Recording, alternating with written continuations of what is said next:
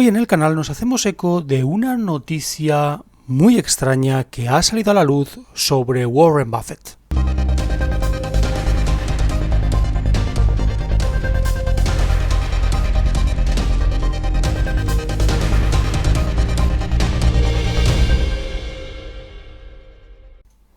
Pues sí, amigos, así es, Warren Buffett, y cómo algunos magnates están por encima de las empresas y a su vez por encima de los gobiernos. En este caso vamos a repasar la noticia primero, en la cual una de las grandes compañías energéticas del país estadounidense, Dominion Energy, ha dado todos sus activos, ha vendido todos sus activos a una empresa de inversión en la cual el titular es el señor Buffett. Y todo esto, ¿por qué? Vamos a verlo aquí. También vamos a ver cómo Warren Buffett vio su oportunidad de negocio en el propio estallido de la burbuja.com. Esta burbuja tuvo lugar entre 1997 y 2001 y fue el boom de Internet. Este boom de Internet hizo que Warren Buffett multiplicara sus ganancias e hiciera que este señor se convirtiera en multimillonario, con la ayuda inestimable de Bill Gates. Vamos a repasar estos dos hechos para que veáis que hay un conglomerado de magnates en el mundo que está intentando amasar fortunas para tener el poder absoluto sobre los demás, también sobre los países. Vamos a verlo. ¿Por qué Warren Buffett compra prácticamente todos los activos de Dominion Energy? ¿Y qué quiere conseguir el magnate? Dominion Energy ha renunciado a proyectos importantes como el Atlantic Coast Pipeline, un gasoducto de gas natural que iría desde Virginia Occidental a Carolina del Norte en Estados Unidos. De acuerdo con un comunicado de la empresa que estáis viendo en pantalla, emitido junto con otro participante en la iniciativa, Duke Energy, la cancelación se debe a las constantes demoras y la incertidumbre del aumento de costo que amenazan a la viabilidad económica del proyecto. Este texto destaca que desde el anuncio del proyecto en el 2014 su costo creció de 5.000 a 8.000 millones de dólares. Thomas Farrell y Lynn Good, presidentes de Dominion Energy y Duke Energy respectivamente, hicieron hincapié en que este anuncio refleja la incertidumbre legal creciente que existe hoy respecto al desarrollo de infraestructura energética e industrial a gran escala en Estados Unidos. Hasta que se resuelvan estos problemas, la capacidad de satisfacer las necesidades energéticas del país será desafiada significativamente. Y es que hoy en día es muy importante poder producir una energía tan importante como el gas natural. Los países que tienen gas natural y que exportan mucho de ello, seguramente tendrán un buen futuro. En este sentido vemos que Donald Trump y Estados Unidos cada vez se pone más nervioso con esos gasoductos rusos que se dirigen hacia Alemania para proveer al país germano de este gas natural, sobre todo para en invierno poder calentarse. Pero en este sentido vemos que la política energética de Estados Unidos está pasando por un mal momento, ya que todo esto que ha sucedido con la pandemia ha hecho casi estallar a empresas tan importantes como Dominion Energy o la propia Duke Energy. Algo en lo que los magnates ya se han puesto manos a la obra, intentando salvar a esas empresas. ¿Creéis que los gobiernos, por ejemplo, como el de Estados Unidos, va a hacer políticas contrarias a las empresas o a los magnates tan importantes como Warren Buffett, que está salvando empresas, entre comillas, salvando empresas energéticas? Por eso Estados Unidos pone sanciones importantes a empresas que están ayudando con el gasoducto Nord Stream 2, porque en este caso vemos que Rusia está ganándole la partida a Estados Unidos en el terreno energético, y esto es algo que en Estados Unidos se niegan a admitir. En otra publicación, Dominion Energy anunció la venta de prácticamente todos sus activos en el segmento del transporte y almacenamiento de gas al conglomerado de inversiones Berkshire Hathaway, perteneciente al multimillonario Warren Buffett, en una transacción valorada en 9.700 millones de dólares, incluso con los 5.700 millones de dólares de deudas existentes de la empresa. Farrell dijo textualmente: esta transacción representa otro paso significativo en nuestra evolución como empresa, permitiéndonos enfocarnos aún más en el cumplimiento de las necesidades de los clientes de servicios públicos y posicionarnos para un futuro brillante y cada vez más sostenible. Por su parte, Buffett también habló. Afirmó que en Berkshire Hathaway están muy orgullosos de agregar un portfolio tan genial de activos de gas natural en nuestro ya fuerte negocio energético. El objetivo de Warren Buffett siempre ha sido convertirse en el mejor inversor de la historia y muchas personas relacionadas con el tema de las finanzas a nivel global dicen que Buffett ha sido el mejor inversor de la historia. Pero vamos a repasar un poco qué ha sido de Warren Buffett y cómo se ha llegado a convertir en el magnate que es hoy en día. Y en ese sentido, cabe destacar que, como decimos aquí en este canal, la élite financiera se desenvuelve por ahora en dos vertientes. La vertiente tradicional, a la que Warren pertenece, y la vertiente tecnológica, a la que, por ejemplo, Jeff Bezos pertenece o Mark Zuckerberg. Y hay una especie de guerra entre ellos, porque se ven algunos tipos de titulares que llaman mucho la atención, sobre todo los ataques que se profieren entre unos y otros. Pero bien, en el tema de Warren Buffett, por ejemplo, podemos empezar con el 1973, cuando comenzó a invertir en The Washington Post, el medio de comunicación más importante en Estados Unidos. Este periódico lo repartía en su juventud. Ahí fue cuando comenzó una relación profesional con su presidenta Katharine Graham, a la cual le enseñaba todo lo que él sabía sobre finanzas. En el 74 se volvió el director de la compañía de medios. Debido a la crisis energética, cuidado aquí, inflacionaria y de altas tasas de interés que vivía el país en la década de los 70, Warren también comenzó a invertir en otras compañías de periódicos y en agencias publicitarias, debido a que sus costos eran minúsculos, a diferencia de aquellas compañías que necesitaban grandes cantidades de capital para operar. Aquí vemos, por ejemplo, el tema de la crisis energética, a la cual nos vamos a enfrentar aquí cuando la pandemia quede atrás, porque la crisis quedará todavía. Será fehaciente cuando todo esto acabe, porque las empresas no van a quebrar todavía, van a intentar salvar sus muebles. Pero en este sentido vemos que esto es un reseteo económico que va a hacer mella en la sociedad, tanto a nivel empresarial como a nivel social y, por supuesto, político. En ese sentido, la crisis energética también vino con el tema del poder de la información.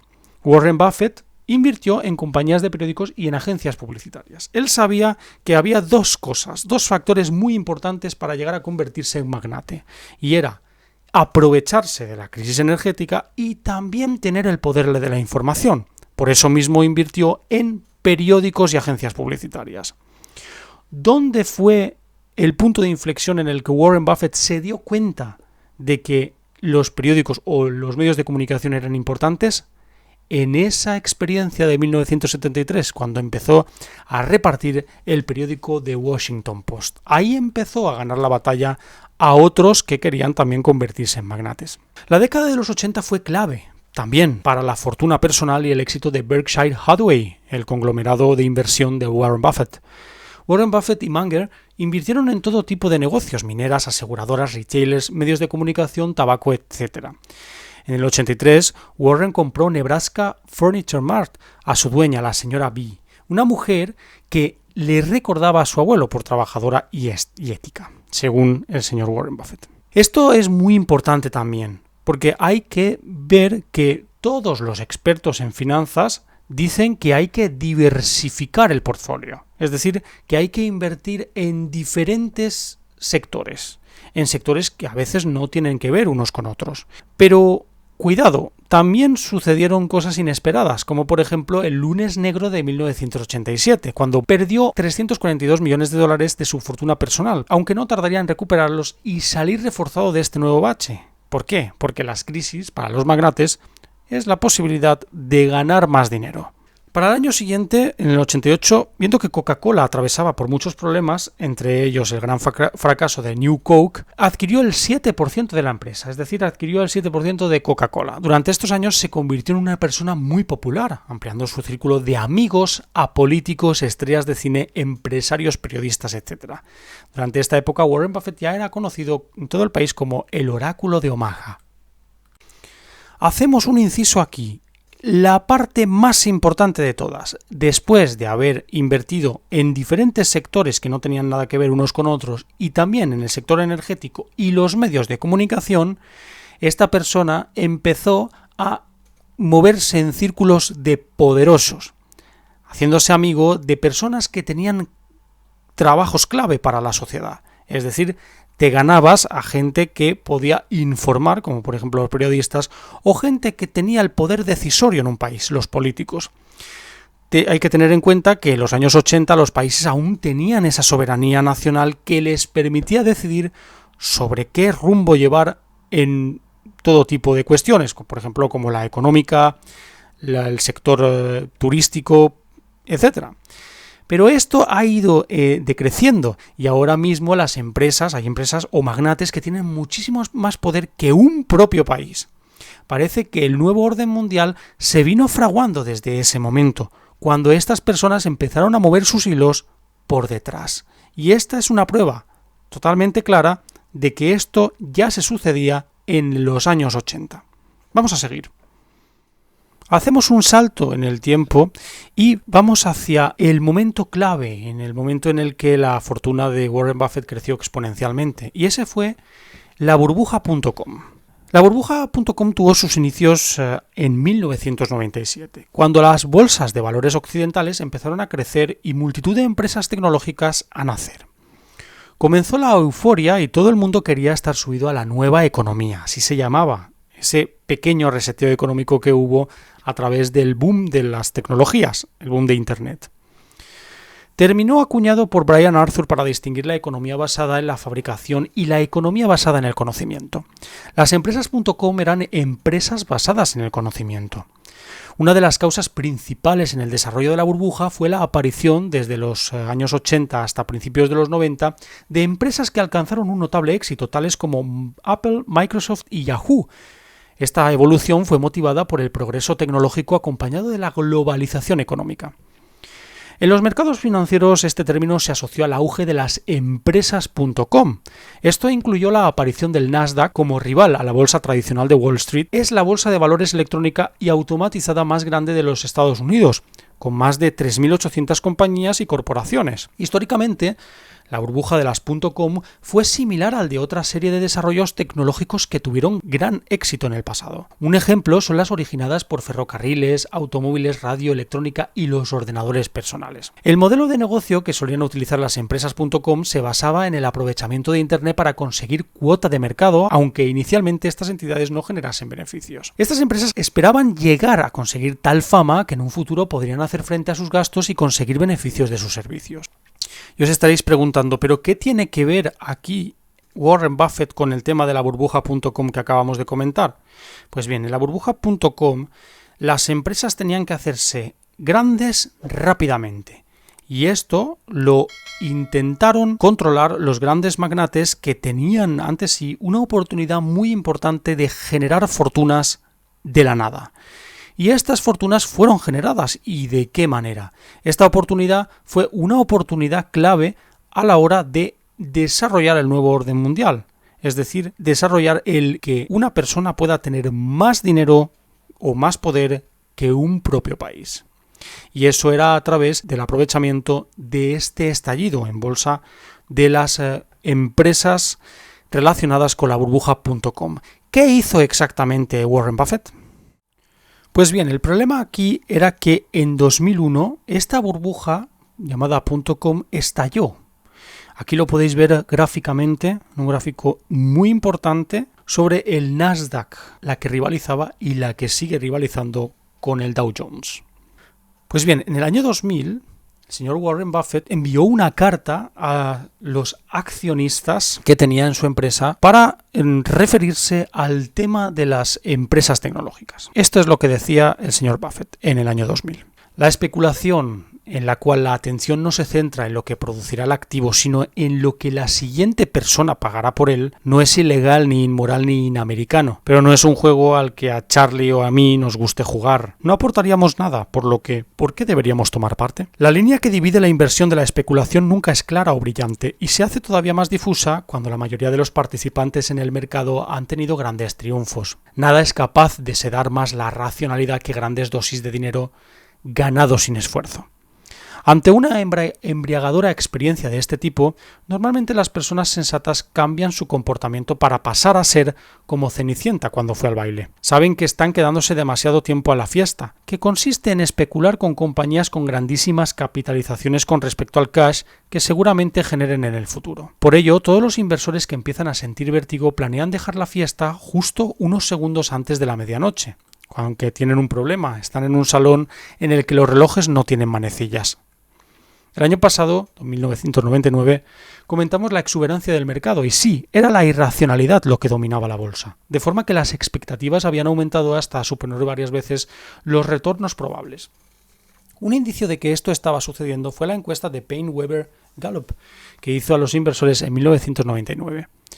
En ella se preguntaba a los participantes sobre su opinión sobre la rentabilidad anual que esperan tener en una década. La media de las respuestas era un 19% anual. Sin duda, esto era una expectativa irracional, no estaba prevista. No había ninguna forma de que los negocios americanos consiguiesen esos retornos para 2009. Todavía fueron más irracionales las tremendas valoraciones que los participantes en el mercado daban a negocios que casi seguro terminarían valiendo cero. Aún así, los inversores hipnotizados por unas cotizaciones que no paraban de subir e ignorando todo lo demás, ponían su dinero en estas empresas.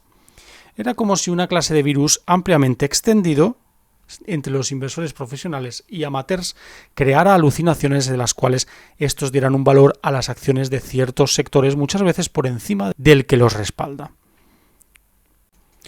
Hay más, si queréis verlo lo tenéis en la descripción del vídeo, pero hemos querido resumirlo para que os quede clara la idea, aunque podemos sacar una conclusión en clave porque hay muchos conceptos de la época que puede que no se lleguen a entender. Buffett y Munger, dos inversionistas especuladores, como se ha dicho en esta carta abiertamente, que intentaban ganar dinero en base a las oportunidades que se les ofrecían en el mercado. Estas dos personas se mantuvieron dentro de su círculo de competencias y fuera de la euforia ante un nuevo paradigma. Es decir, la euforia es el gráfico que os hemos puesto anteriormente sobre el estallido de la burbuja.com en 2001, cómo subía y la gente seguía comprando. Hasta que estas personas, estos dos magnates, Buffett y Munger, supieron que iba a estallar la burbuja. ¿Pero cómo lo supieron? Nos podemos un poco preguntar, ¿no? Pues bien, tened en cuenta que lo que hemos visto anteriormente es muy importante. Buffett se hizo amigo de muchas personas y muy importantes, personas que tenían muchísima información. Todas las crisis económicas de la historia han sido provocadas, eso hay que tenerlo claro. Y estas dos personas ya lo sabían, no son ningunos videntes financieros de lo que vaya a suceder en un futuro, sino que ya lo sabían. Buffett y Munger eran conscientes de que las grandes revalorizaciones y grandes expectativas, cuando se convierten en algo extendido y sobre todo en el tiempo, suelen terminar muy mal y lo que hacen es atraer a gente que quiere hacer dinero rápido y no invertir. Esto ha sido siempre la clave de todos, ¿no? Engañar, entre comillas, a personas para intentar que estos inviertan para tú saber cuándo va a ser el punto álgido y vender en ese momento. Luego volver a comprar cuando está bajo. Eso es de lo que siempre se ha tratado la bolsa de valores y sobre todo el tema de los especuladores. Estas personas se han convertido en magnates en base a especular. Pero ¿ha habido gente durante la historia que ha sido estafada por estas personas, sabiendo a lo que se atenía la bolsa de valores? Esto es lo que no se comenta, se silencia. ¿Ha habido, por ejemplo, personas arruinadas por culpa de esto? Tampoco se dice. En Internet o en los medios de comunicación oficiales siempre van a poner a los magnates como grandes precursores de las finanzas modernas, cuando en realidad pueden ser grandes estafadores. Lo dejo ahí. Muchas gracias a todos, ya sabéis, podéis darle al like, suscribiros, también por supuesto podéis compartir el vídeo con vuestros amigos en redes sociales y lo más importante, podéis mostrar vuestras teorías y opiniones en los comentarios abajo del vídeo. Muchas gracias y hasta la siguiente, amigos. Hasta luego.